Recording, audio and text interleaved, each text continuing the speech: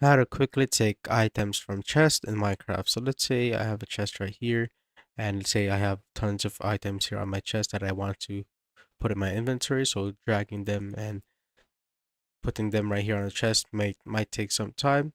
So the faster and efficient way is just simply hold on your shift key on your keyboard, then just simply click on it at the same time. So shift, then click on any item on your chest, and it will just basically go to your inventory right there.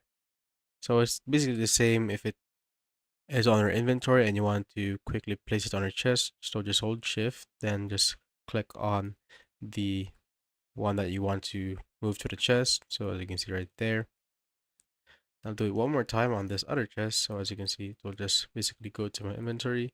And if you want to go back to the chest, just simply do it again, just like so. And that's how you basically take or move items quickly on your chest in Minecraft.